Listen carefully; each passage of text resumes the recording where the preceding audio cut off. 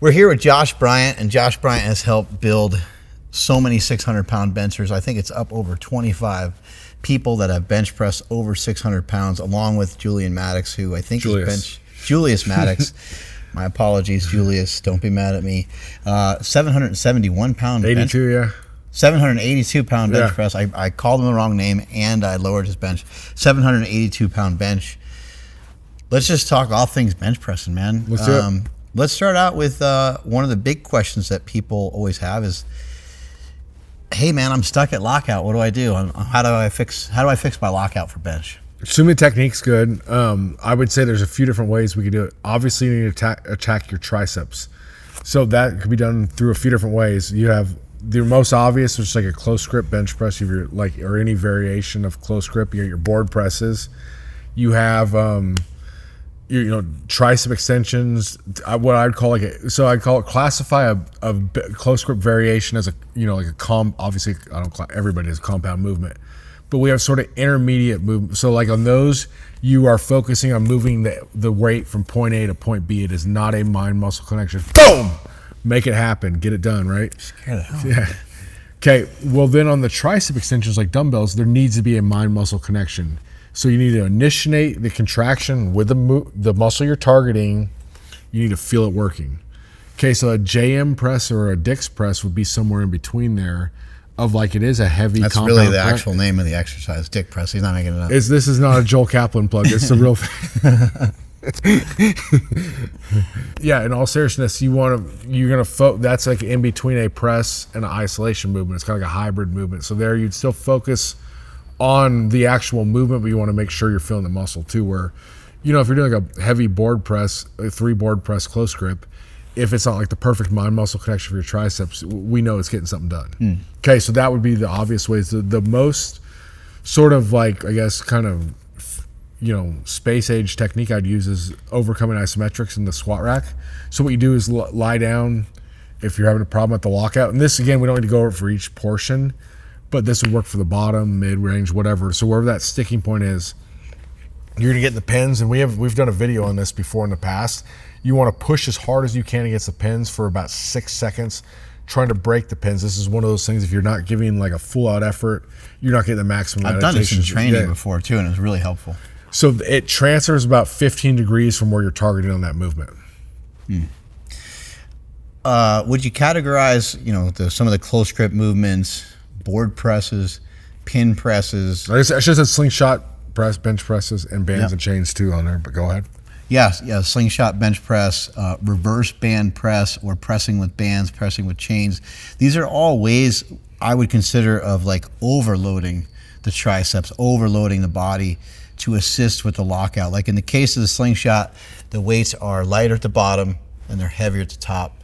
If you put bands on the bar, and the bands are working like against you, like there's more tension at the top, it's still similar. The weights are lighter at the bottom, heavier at the top. Absolutely. It's accommodating resistance is what it's called. It's a complement of the strength curve of the lift. That's naturally how it's going to be for most people.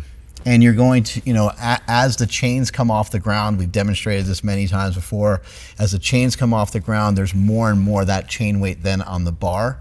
So you have to continue to press, and it's a way for some of the novice people, especially, to start to learn to really fire the triceps, where as some of maybe the more seasoned lifters already know how to like kind of push all the way through and really lock out, and maybe somebody else that's newer. The chains can work for anybody, but I'm just saying sometimes a newer guy needs to like actually feel that. But anyway, I would categorize all those things as being in a category as like an overload or overloading exercises, because they're all exercises that you can use quite a bit of weight with, as opposed to you start getting into like dumbbell tricep extensions or tricep push downs and stuff like that. Those are movements where it's a lot harder to use really heavy weights. So both, yeah. Because the fatigue's going to be more localized there, so that's one of the advantages. It's like not going to fry your CNS doing dumbbell tricep extensions generally, where you could with this other stuff. So you have to keep that into account of like, you definitely, that's kind of like the main difference. Is the only thing to be careful in the extension is you want to make sure what you're doing's not hurting your elbow. That's like one of the few injuries I've had. So you want to really focus on making sure you're actually feeling that, you do want to progressively overload those exercises, but not at the expense of actually feeling the triceps do the work. If it's hurting your elbow, what are some things that you can do? Don't do it. So what you, but you could switch it. So there's so many different ways. We're not pigeonholed in powerlifting. Even powerlifting, the competitions, either a bench press competition, bench squat, deadlift, whatever, even those lifts you can do. I mean, Westside rarely does those full competition lifts. They still do well. But obviously, you can find variations. The whole thing is these are tools. So use the correct tool from your toolbox to get the desired training effect. Okay, dumbbell, easy curl tricep extension hurts my elbow. Great, I'll try dumbbells. That doesn't feel very good. Okay, I'll do rope tricep extensions, on a cable, that kind of thing. So just keep finding what would work. And, hopefully if you don't have a coach, or if you do, you guys are starting to observe patterns and can figure some stuff out ahead of time where if like the dumbbell tricep extensions, killed me, I'm gonna do it on the floor instead. Well, if it killed your elbows, it's probably not gonna make a huge difference. So you could decipher those patterns and make smart decisions moving forward. Really well said right there. Yeah, if it's hurting your elbows, are you going to be able to use a weight appropriate enough to actually make a difference and improve your bench press? Probably not. And then your bench press not only starts to hurt on the extension, your elbow starts to hurt when you're benching, and now you're in a lot of pain and a lot of trouble. Why are you doing it? Okay, what's the intended effect? And then if it's that light, if you're benching 600, you're doing 25-pound dumbbells are killing your elbows. Is that giving you anything besides a sore elbow? Have you seen or found certain things that are helpful other than not doing the exercise? Have you seen people doing, Zotman curls or reverse curls or getting some sort of manual therapy? How do we get that? I think a lot of times the really high rep, like band push downs and things like that, can be extremely helpful in getting blood. A lot of people, now are doing, supplements like peptides, things like that could be helpful, but obviously of the training modalities, just getting that blood flow in there. So the high rep, I found like band push downs can be really good.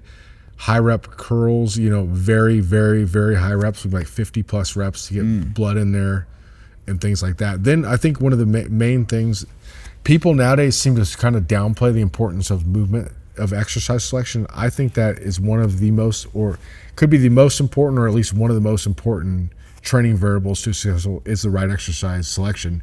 So that is extremely important. Is if this exercise doesn't work, like an NBA player, that's 6'9", may not do well with barbell squats. Okay, we got a safety bar here. Let's do hat-filled overloads. We'll do belt squats. We'll do something else. You got to take the same attitude with these exercises too. What's the intended training effect? Okay, cool.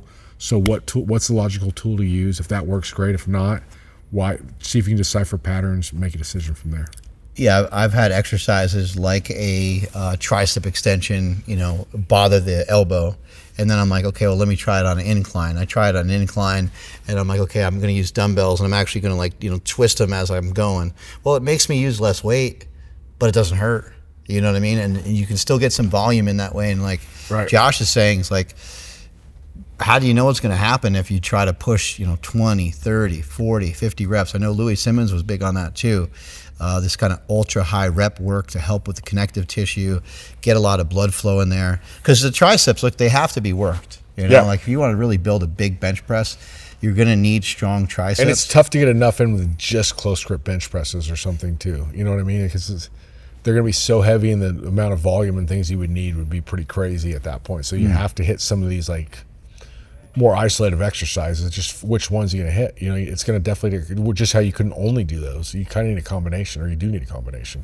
How do we protect our pecs on a bench press? Because that seems like something that people can run into sometimes, is a pec injury. I think for one, like obviously good technique, and then appropriate volume and frequency, and then like also building them up too. Like in the off-season phases, you want to build physical resiliency. It's not, that could be also like things like building your upper back, building a stronger foundation, but then also directly working those areas. You can even do things like like cable flies or things like that, or even like light. Get yourself resilient out here. Yeah, like light length and partial dumbbell flies. You just go down there to get the bottom portion of the rep, and not real heavy, but really high reps, and get yourself more resilient right there. I mean, so then I would also say you want like the supporting strong musculature too. So you want to have everything developed you need in the bench press, but you also do want to directly work that area and make sure it's resilient. the pec is going to be something that's going to take a beating as your arms usually get a little further away from your body. So when you're kind of like in tight and you're big and you're muscular and stuff, usually you can kind of push off the chest pretty good.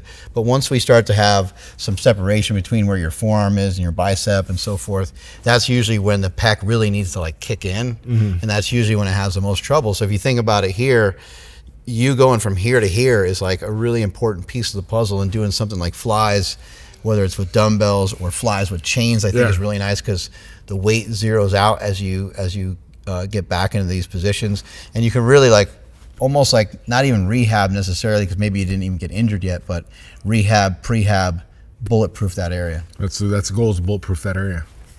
Let's say somebody is let's say somebody's struggling off the chest. They feel like they don't have a lot of power or explosiveness off the chest.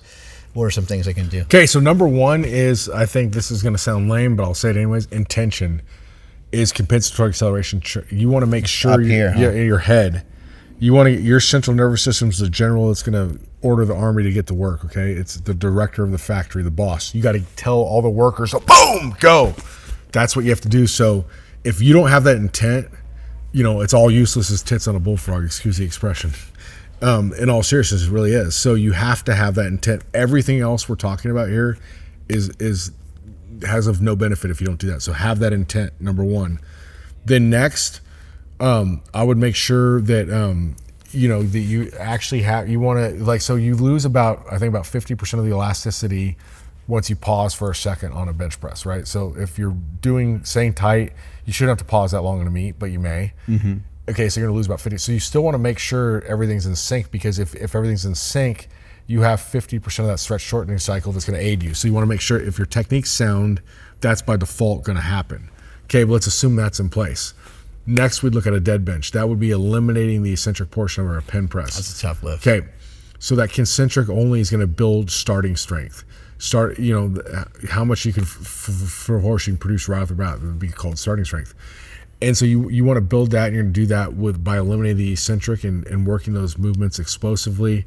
That's going to help build power there. So if you get up to like, say 90%, it's a good way to look at it. So if you're at 90%, you bench press 300, you can do 270 on that. You're pretty dialed in on that.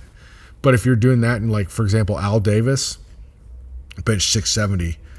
Okay, when we were working together, his bench was about 605 before we started, up to 670, and he came to the gym, and he did I did like a workout, and he did dead bench after his bench. I mean, granted, it was like 100 degrees in August, Metroflux, all this stuff. Dude, he only got 455, and he benched 605, and the 455, he couldn't have done 457 with a gun to his head. It was like crazy.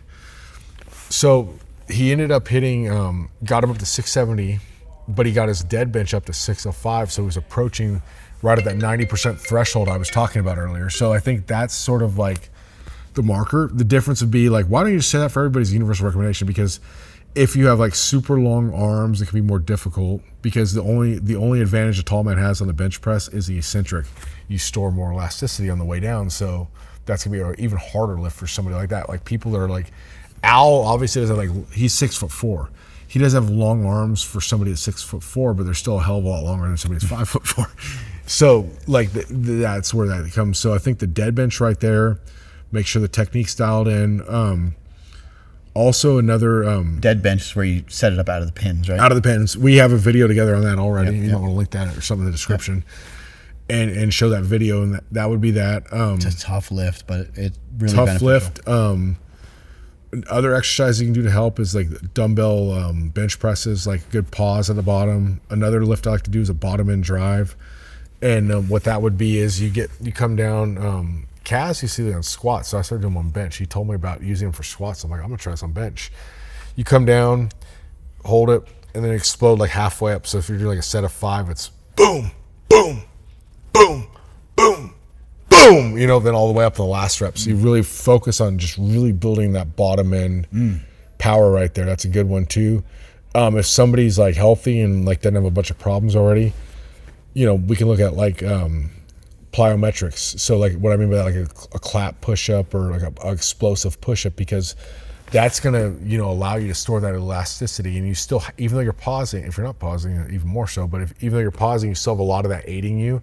So if you can get that system all dialed in, that's gonna be helpful too. So it's like the opposite of the dead bench. You have the dead bench, boom, pure static, raw, bare wrestling power off the bottom, where like the elasticity would be more of like the plyometric, the speed bench, that kind of thing. So that would be kind of like the difference. And of course, you want to have a strong upper back. Your upper back is the launching pad.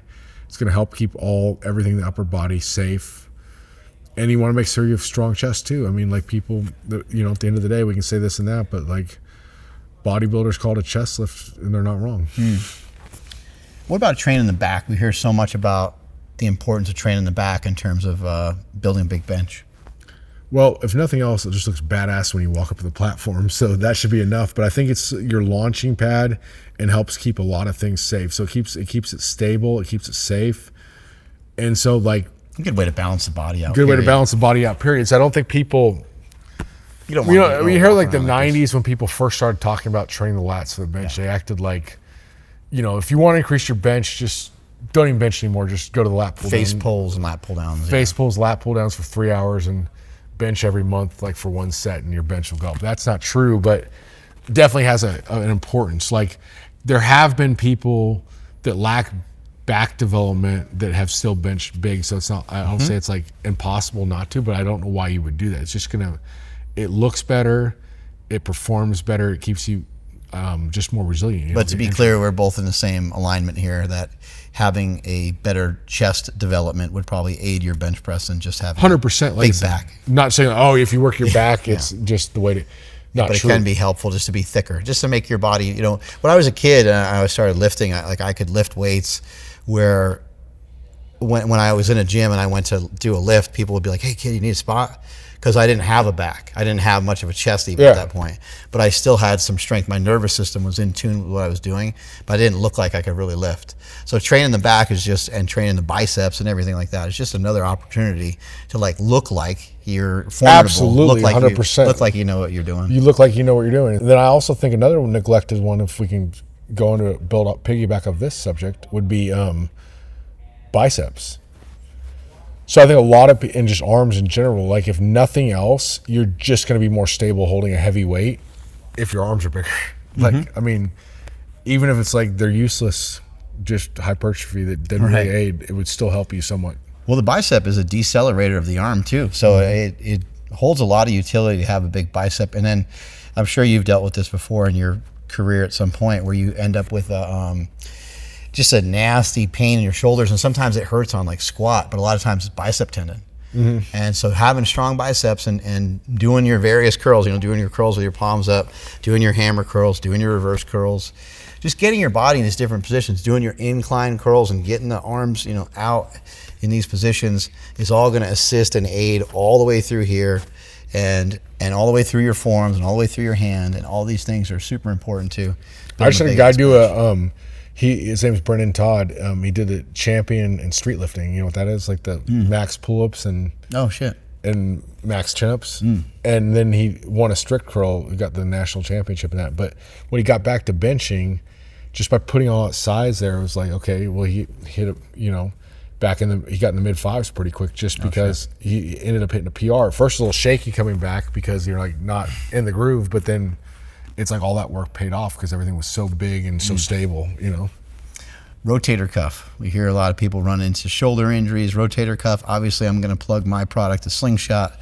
I think it's amazing for anyone that has, banged up tricep, banged up pec, banged up shoulder. And it's a great way to just come back. You have an injury, but you still want to do a little bit of your bench pressing. Obviously, use appropriate weights, use the right weights, throw a Slingshot on. It's easy to use, and bang out a couple sets, maybe work on what I did to overcome a couple of my pec injuries was to do some slow eccentrics. And I would use like 135, and I would wear like a reactive Slingshot, and I did that for a couple weeks. It's funny, I had a guy who was like a tattoo artist who weighed like 400 pounds, and I don't even know how he contacted me or found me, but he was benching, I think it was like 95 pounds, and that was a great way to help because he wanted to get his bench up. And he actually, by doing those push-ups in the Slingshot, I mean, and he lost weight at the same time. His bench went up like crazy, and like it was really helpful for him to be able to do those push-ups. Though. Oh shit! Yeah, it was a big motivator for a lot of people.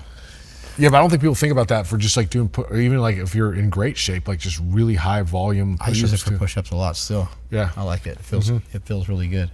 So what are some ways some people can kind of protect the rotator cuff, protect their shoulders? I mean, a lot of it comes back to, besides like exercises and things you can do, is strengthen your upper back and all the muscles off your scapula. So like your IYT raises, T3 raises, and all those lower trap exercises, can be extremely helpful in that versus like I'm just getting like a band and doing this kind of thing. So I think you can kind of sort of like... If you can just turn around for a second, I'm just going to show people real quick.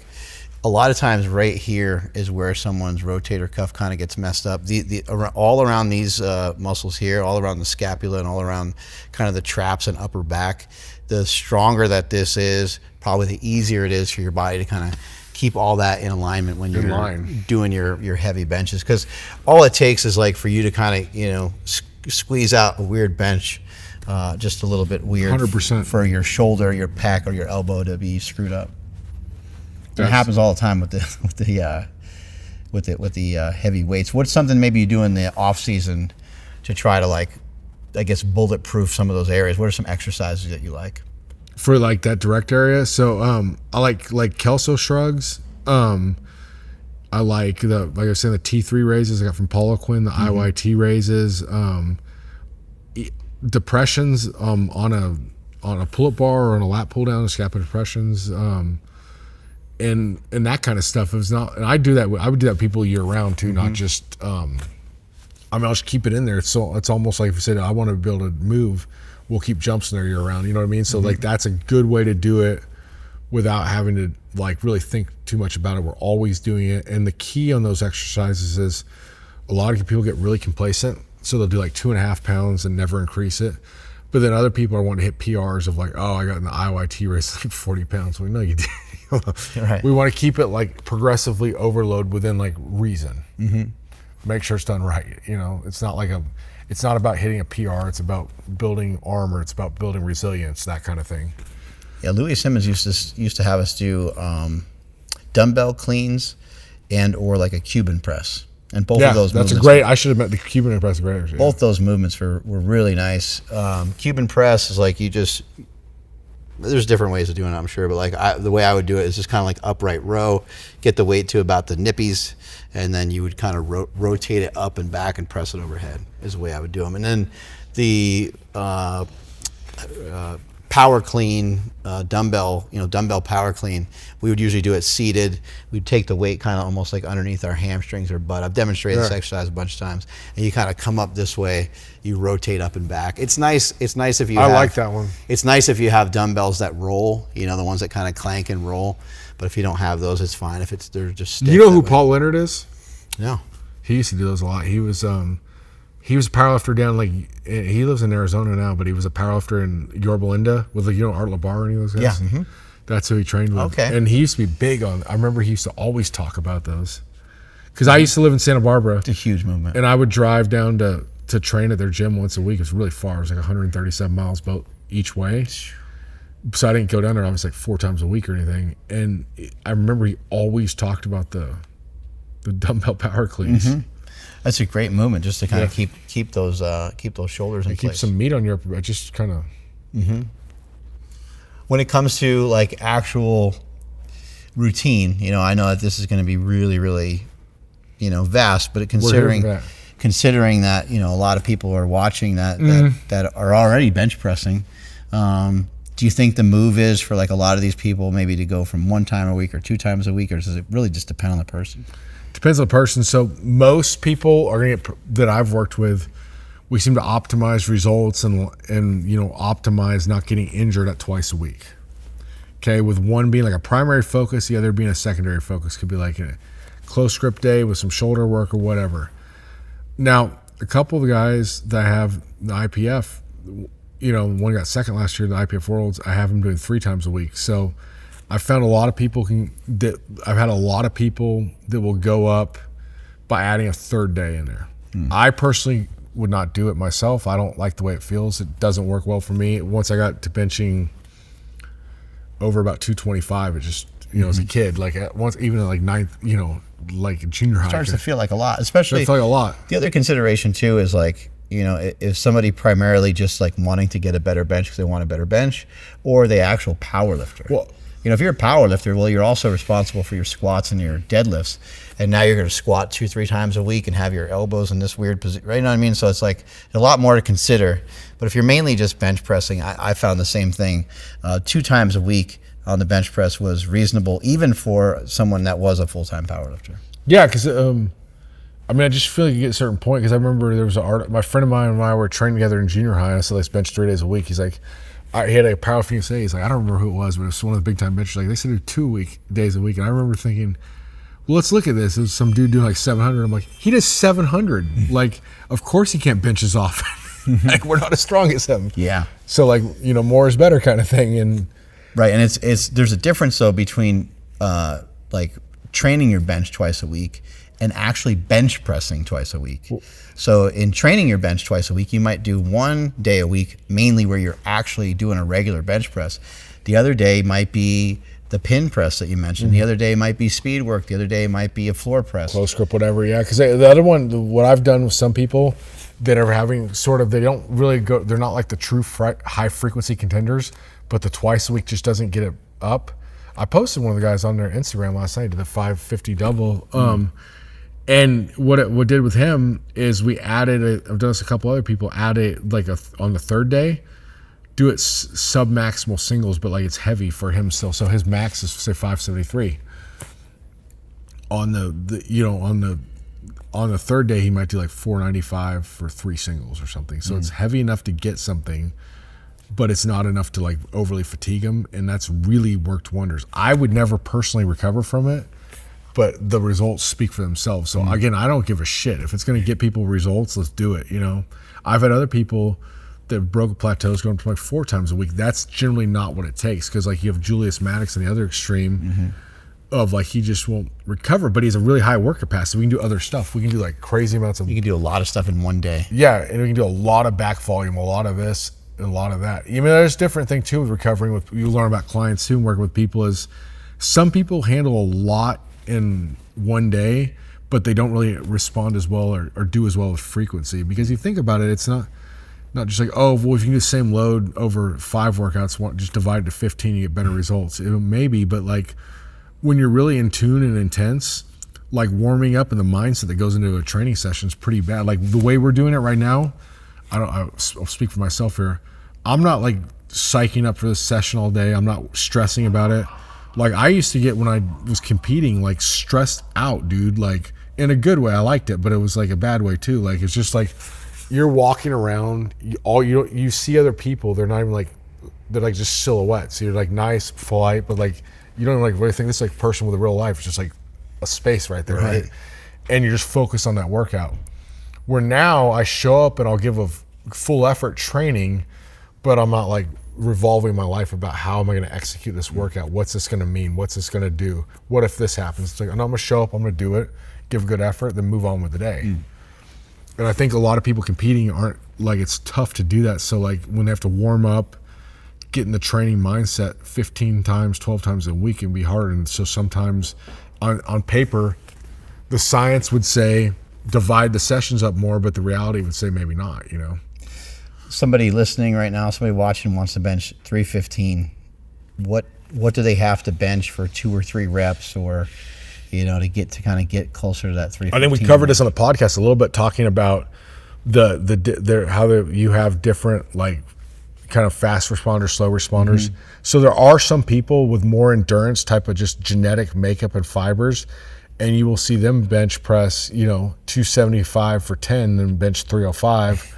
Where like me, I remember I'm more of a fast twitch person. I remember the first time the football coach said, we're going to max out in bench. He's like, what are you going to go for? I'm like 325. He's like, what did you do for 3 reps? I'm like 265. He's like, the chart here, I said, well, we'll see on Friday. And I think I did more, like 330 or something, just because that's how it was. And I think there's also there is that fiber thing. There's also the mindset of, do you like attack the weights? I get more up for a big weight than I do a small weight too. So it's not all like physiological. It's also psychological too. The average person would need to bench press. If you could do 300 for a double, you're pretty safe for most people being at 315. A lot of people at 295. What about 405? If you could do 365 for 2-3 reps. For 4 reps, you'd be, let's say, guaranteed 90% of people are gonna hit 405. 3 reps, you got a good shot at it for most people. I like having some of those indicators. It just gives you some goals. Well, I think the rep max, I do that. I don't believe in rep max calculators. I think they're total circle jerk. But however, I do send those out. It's nice to know the indicators. I send those out to people like, hey, I don't think this, and like kind of down on themselves. I was like, okay, well, you just did 600 for 5 reps on the squat. What do you think about that? I said, don't worry about my opinion. Here's a rep calculator. I'm like, oh shit, I'm so excited, I'm like, yeah. So like, is it like gospel? No, but like, can it be useful? Yeah, for sure. I mean, yeah, if you do like 600 for 5 in a squat and you're thinking you got 700, that's going to be, your mindset's going to play into that huge. Like, can you figure out a way to make 700 feel kind of light?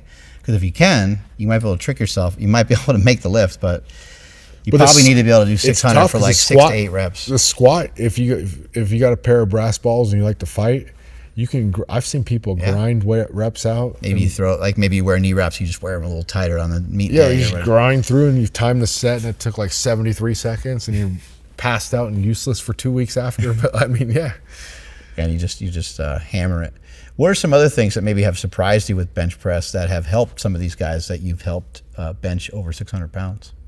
Things that surprised me? Yeah, like a pullover or something like that, or a hammer strength machine. Has there been anything weird or in particular, push-ups or dips or something where you're like, I didn't really, maybe it's something you did see coming, but maybe it's unexpected more so to the audience than anything else. Unexpected more so to the audience? I would think the things that like you say kind of didn't make sense. Yeah, almost like something like I think Julian Maddox. I think he still does like push-ups and stuff, right? Okay, I got you. Some things that like are kind of surprising. You're like, a push-up. Like, how's a push-up help your? I mean, it's obvious that a push-up's going to help your bench when you're benching 225, when you're benching 275, but it's going to help you also when you're benching 782. I think one of the initial things is so many guys that got stronger. This is not like this year. This is a while back. I kind of got known for this. Is getting people's grip in closer, because you'd think, okay, the range of motion is going to be longer. It's going to be harder. But then, when you get them in closer, and again, I'm all for wide. If you compete, there's a higher risk on your shoulder. But if you're a serious competitor, that's what you want to do. It works better, great. But when you get them in closer, you do get better drive off the chest. You do have less chance of a shoulder injury. There's all sorts of advantages. And like, if you would have told me that when I'm like 18 or something, I'd be like, yeah, right. But like, I just noticed closer, or just like a little closer? A little closer, like shoulder width. So gotcha. A lot of people, like pinky on the ring. Yeah, something like that. So people that were coming over when I first started coaching, a lot of people was saying like, okay, I'm coming from like. Then everybody's coming. Like, what was it, like 2010 or so? They were sort of like half raw, half equipped. And a lot of people were like, I'm tired, like, you think a lot of the guys may not even want to switch. They just got older, didn't have people to train with, and they didn't know where to put their shirt on. But I still like this, so I'm going to do it raw instead, right? So you would say, well, I always did like to train for my shirt, I went in closer grip. So it might have been some of that too. They were already training in there, so they're better there. We could develop that. But then I think like it just seemed like it worked better, but then it also had less shoulder injury. So I was very surprised how many people had an advantage going in closer than. Because on paper, if you didn't know anything, you're like, well, obviously, if you don't care about getting hurt, just go the maximum width, and that's that. I know, I had a particular way of like teaching the bench and coaching it, but I'm also open to the fact that there's like other ways to bench.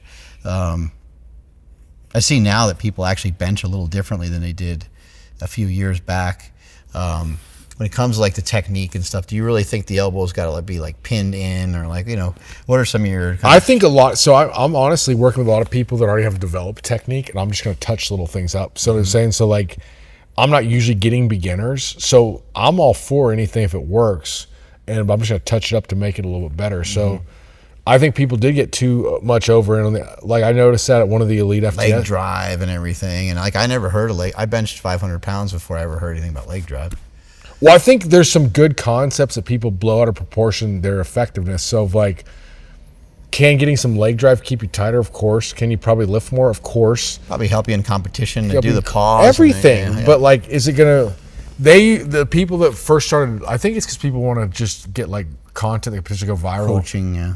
And like sell a service of some sort. Well, if you learn how to do leg drive, your 315 is going to become 600. No, but you might get to 330 really quickly that you wouldn't have got otherwise because you learned how to do it. So I think, but when you start adding all these little pieces up, they do definitely have some good value, but just not like the people that, it's kind of like their leg drives like the purple unicorn to some people than just like, oh, that's bullshit. I used to do bodybuilding and it didn't matter. Like I think it does matter, but not as much as people that advocate it. Well, even the arch and everything, and even something like tucking your elbows. I mean, we know a lot of different people. You know, there's some people that bench with their elbows out and they bench a ton of weight. We know some people that use hardly any leg drive. They use hardly any arch, flat back bench. They get down, they just go wide and they bench 5 plates. Well, I mean the thing is, powerlifting is more. I mean, if people are gonna be honest here, the technique matters a lot, but it is more an equation of brute strength than like a show of technical, greatness. It's because there's nobody setting world records in Olympic lifting with bad technique. There's tons of people that the internet, kind of experts could pick apart that have set world records, but they still have world records. But no one's like getting a snatch up here and like, it's gymnastics with a barbell in your hand. You can't do that. Where powerlifting, you can. And like, so do you want to have good technique and work on it? Of course you do. Every seminar I do, we go over the technique and try to individualize it to every single attendee that shows up and get it right. Of course, that's the goal. But I'm not going to lie to you to try to sell you something to say that it's like the most technical thing. And I think the reason it got that way is maybe people thought they could have some sort of business angle of like, oh, well, like, hire me for this. Authoritative kind of thing. And it's just not that. I mean, what about like going the opposite way of powerlifting a little bit? So like in powerlifting, there are some commonalities of people that we see on the platform. Like normally the elbows are in. Normally there's a little bit of an arch. But what about, and normally there is leg drive. But what about for purposes of training, of being like flat backed, not having your legs be in the equation, doing like a Larson press, doing a bench with your legs up, benching with your elbows out intentionally, like work different muscle groups. What are your thoughts on something like that? I would be just a little hesitant on some of the Larson pressing stuff, just because I like the stability and I don't want to see people get hurt. So if we know that's like dialed in, I only use that movement very much if somebody has an issue with their lower back or something, they can't do it. So I'm not opposed to it. Maybe just keep the legs up. It helps reserve some of that lower back staying flat and not being arched. Yeah. I mean, I've done some of that with the wide grip benching and stuff too myself, so I'm not like necessarily opposed to it at all. But I would say just like for normal people not looking to powerlift and just get stronger, you'd want like a natural arch. Like don't try to like purposely like remove the natural arch in your bench, but get your upper back tight, lie on the bench and just bench. I mean, it doesn't have to be. You're not trying to like. Just because you're not trying to do the world record arch doesn't mean you're trying to like purposely like do weird stuff to not have any arch. I saved the biggest question for last. Incline bench or overhead presses? Or both? Both. Because, here's the thing. Let's go all the presses. So bench pressing big does not transfer to overhead pressing. Overhead pressing big transfers to bench pressing. Okay? Incline pressing is sort of like... in between, right? Like it's sort of like kissing your cousin or something in between. Incline bench, incline bench usually does transfer over pretty well. Like if you see someone, hit 405 for 8 reps on like an incline bench, that's a strong person. And they can usually lay it down to flat bench and at least be equal to that. Where like you looked at like say people used to say like Tommy Kono, the guy with the world record overhead press, he sucks at bench, because he did like 400 or something. When he's pressing overhead like 370 or 80, but he didn't train the bench. So if he can like lie down day one and do more than he does over here, there's something to that. So with overhead pressing, I'll even dig a little deeper on this. What you want to be at is approximately 70% of your bench press to maximize it. So if you can hit 400 bench, you're at 280 overhead press. So the reason the overhead press gets so much like press, for no pun intended, is a lot of people suck at it, and when they get okay at it, their bench goes up. Like I think it was like Dan Green got his like overhead press up to like 315 or something. I saw online before I even knew him at all, and he was benching like 500. He got like a PR in bench after that. But I think the point being that's not to be. I love Dan. That's not to talk crap, but that's still not to where it could like maximize. Yeah, I'm lucky if I I did 570. He could have been like 350 plus, but since it probably was, I didn't watch all the videos leading up to it. It's probably 225 before. He literally probably got like a pound for pound kind of payoff at that point. Like, so we're talking about what's your return on investment? What's your return on investment? So once you get up to like 70%, it's huge. And I've had a couple other people I've worked with that went well above that 70% threshold, and they claimed they wanted to be into powerlifting, but they didn't. And I had to point that out because at some point, if you're even in both of them, it's fine if your goal is like, hey, I want to get an overhead press up, let's do it. Then that's great. Let's go ahead but let's like at least be truthful with one another and say the new goal has become overhead pressing. It's no longer bench pressing. Cool.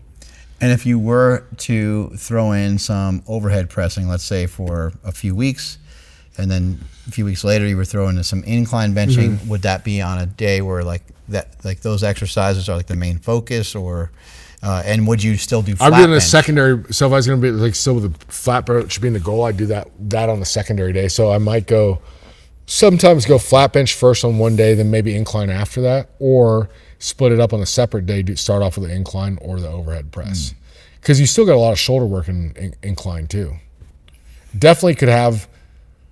There definitely some transference to overhead pressing to get your incline up. I think one of the hard things sometimes with all this stuff is like powerlifting training is powerlifting training, and you can cross powerlifting training over with like a little bit of bodybuilding, but it's sometimes kind of hard to marry the two, although the assistance exercises are a great time to do the bodybuilding stuff.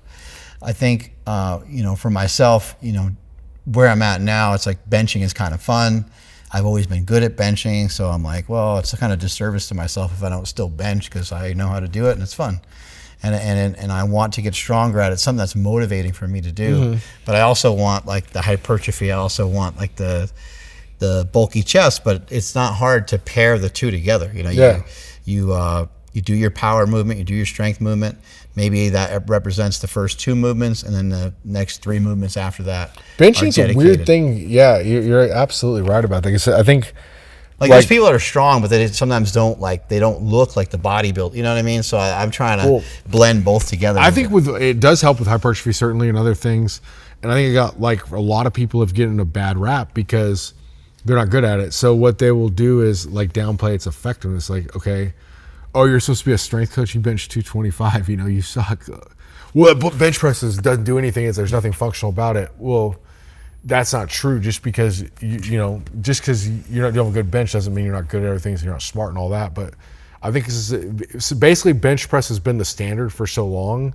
People that aren't good at it don't like it, so they've made an effort to like, kind of tear it down, and it's just not true. People have done the same thing with weights in general. Yeah, they're not very strong, and then so they try to marginalize lifting.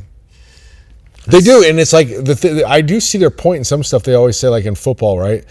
Well, the strong guys like to lift, and the weak guys don't like to, kind of thing. So they're basically saying like the dudes that are already strong enough, they love to lift anyways. They want to keep just lifting for the sake of lifting. The people who actually need to lift don't want to lift. Right. Yeah, they don't enjoy it. I think people like things they're good at. Yeah. Oh yeah, absolutely. Well, shit, man. I think we got all the tips we need to bench. You guys should be able to bench a lot more. Josh, where can people get more stuff? I know you've written over 20 books. You've helped over 25 people bench press over 600 pounds. How can people find you? How can you get more information from you? Yeah, the best way to get in touch with me is through my website for anything and any inquiries in general online coaching, joshstrength.com. That'd be the easiest way to do it. Strength is never weakness. Weakness never strength. Catch you guys later. Bye.